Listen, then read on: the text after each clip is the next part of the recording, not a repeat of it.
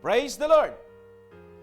Sa ngalan po ng ating mahal na Bishop, Bishop Leonardo Deng Poresa, JILJM President, at sa lahat ng mga kasamahan ko sa Council, sa lahat ng mga JEDSA Ministry Head Servant, at sa lahat ng mga Overseer, sa inyong lahat, isa pong mapagpalang araw.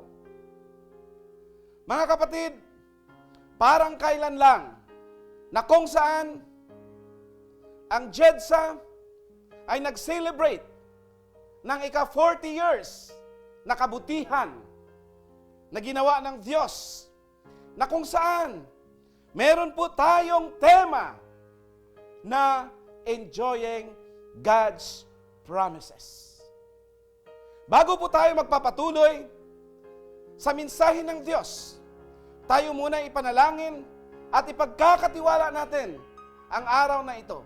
Dahil tayo po'y naniniwala na kung wala ang Diyos, wala po tayong magagawa. Tayo po'y manalangin. Ama naming banal na nasa langit, na may akda ng gawaing ito. Muli narito po ako, aking pinagkakatiwala sa iyo ang gawaing ito. Holy Spirit, we welcome you.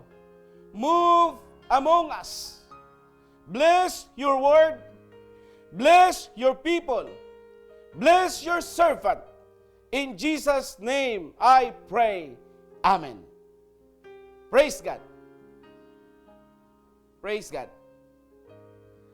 Mga kapatid, ang ating tema sa ika-41 years anniversary ng JEDSA ay kinuha po natin sa Book of Lamentation. Lamentation chapter 3 verses 22 to 23. Ang sabi po rito, the steadfast love of the Lord never ceases. His mercies never come to an end. They are new every morning. Great is your faithfulness.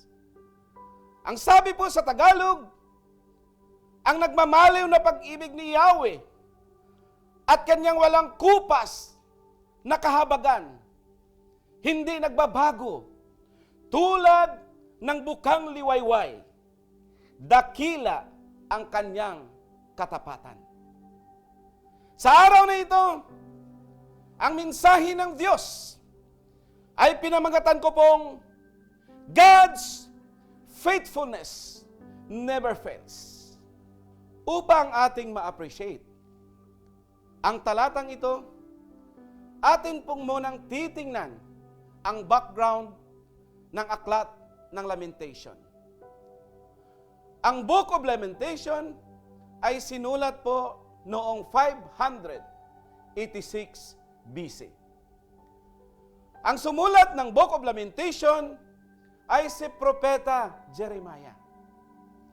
Si Propeta Jeremiah ay ginamit ng Diyos upang pagsabihan, paalalahanan ang bayan ng Juda na sila'y tumalikod sa kanilang mga kasalanan at manumbalik sa Diyos. Dahil pag-ayaw nilang tumalikod sa kanilang mga kasalanan, ito ay mayroong nararapat na parusa para sa kanila. At dahil sa kanilang pagsuway, hindi pagsunod sa Diyos, naranasan ng mga taga-Juda ang parusa na sa kanilang bayan, particularly ang siyudad ng Jerusalem. Ang Book of Lamentation ay meron pong 5 chapter. Ang unang chapter at ang pangalawang chapter dito, pinag-uusapan ang tungkol sa paghihirap at paghihinagpis na naranasan ng mga taga-Juda. Sa chapter 4 at sa chapter 5 naman, Dito naman pinag-uusapan ang tungkol pa rin sa paghihirap ng mga taga-Juda dahil sa hindi nila pagsunod sa Diyos at sa pagsuway sa kasunduan sa Diyos. At ang chapter 3 naman, ito ang pinakasentro ng lamentation. Particularly, ang chapter 3, verses 22 to 23. Dahil meron itong kinalaman sa pag-ibig ng Diyos, kahabagan ng Diyos, at katapatan ng Diyos. Alam niyo mga kapatid, pag sinasabi pala nating lamentation, ang ibig palang sabihin, ito ay paghihinagpis. Ito ay pananangis. Ito ay isang expression ng pagdadalamhati ng isang tao, isang bansa, dahil po sa kanilang nararanasan. Sa 2 Kronika, chapter 36, verses 14 to 19, ating makikita na ang kadahilanan kung bakit ang Juda ay umabot sa ganitong kalagayan. At sabi po doon, sobrang kasamaan ang ginawa ng mga taga-Juda.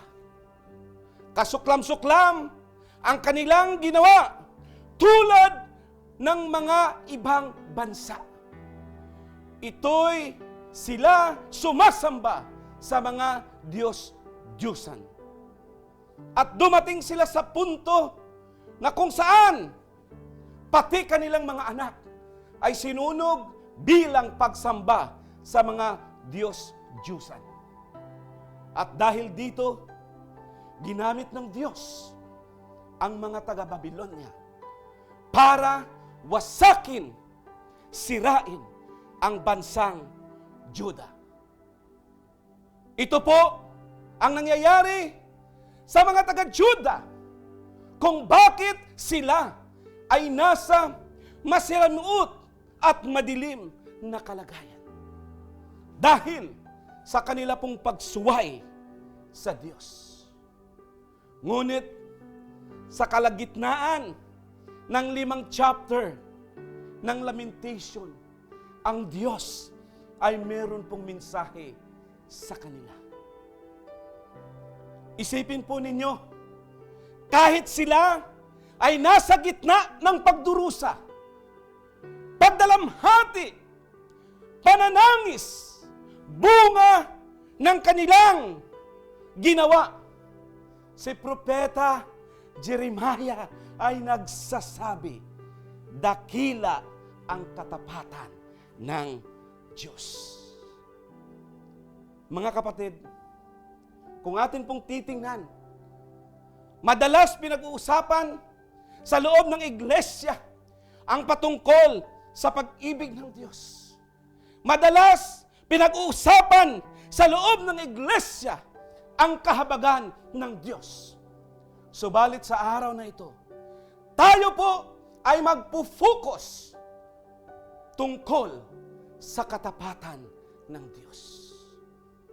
Ngayon mga kapatid, ang tanong, why God's faithfulness never fails, even when we are in the midst of suffering? Brothers and sisters, God never fails because He is a promise-keeping God. Ngayon ang tanong, gaano ito kahalaga sa atin? Ito po ay mahalaga sa atin, lalong-lalo na nalaman natin na ang Diyos na ating pinaglilingkuran ay ang Diyos na tumutupad sa kanyang mga pangako. Ibig sabihin, our God is a faithful God. Siya ang Diyos na tapat. Tapat sa kanyang sinasabi, tapat sa kanyang sinabi, tapat sa kanyang prinsipyo na kung saan pwede nating panghawakan dahil yan ay kanyang salita. Our God is a faithful God. He is a promise-keeping God. Madalas, tayo ay nabibigo. Meron pong mga tao na kung saan nangangako sa atin. Minsan tayo ay nabibigo dahil hindi po nila ito ginagawa. At minsan, tayo mismo, ang nangako na kung saan hindi po natin ginagawa. Subalit sa araw na ito, ang Diyos ay nagbigay po sa atin ng assurance na siya yung Diyos na kung saan tumutupad sa kanyang mga ipinangako sa atin. Kaya dito, meron po tayong kasiguraduhan na lahat ng kanyang ipinangako sa atin ay may katuparan sapagkat siya ay Diyos na tapat. Tandaan po natin mga kapatid, kung ano man ang ipinangako ng Diyos sa iyo, sa akin, at sa ating lahat, ito po ay kanyang tutuparin. Kaya napakahalaga sa atin na tayo po ay magbabasa ng salita ng Diyos. Dahil sa salita ng Diyos, dito po natin nakikita ang kanyang mga pangako. Sa salita ng Diyos, dito natin makikita ang kanyang mga prinsipyo. Prinsipyo na kung saan hanggang sa ngayon ay applicable pa rin sa ating mga buhay. Sa Biblia, marami tayong mababasa na mga karakter na kung saan sila'y pinangakuan ng Diyos. At ang mga pangakong ito ay tinupad ng Diyos sa kanilang buhay. Ibig sabihin, ang mga karakter na ito ay naranasan nila mismo yung katapatan ng Diyos sa kanilang mga buhay.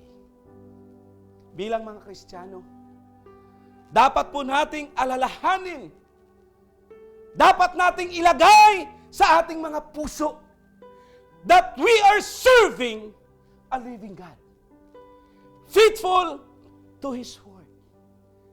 A living God, faithful to His promises. Amen? So now, the second reason why God's faithfulness never ends, never fails, because He is an unchanging God. Mga kapatid, if we say unchanging, ibig sabihin, He is reliable and He is consistent. Okay. Ito po'y nagpapakita ng dakilang katapatan ng Diyos. Ibig sabihin, pwede nating paniwalaan. Pwede nating panampalatayanan. Pwede nating sandigan. Pwede nating panghawakan. Pwede nating maging pundasyon ng ating mga buhay. Bakit?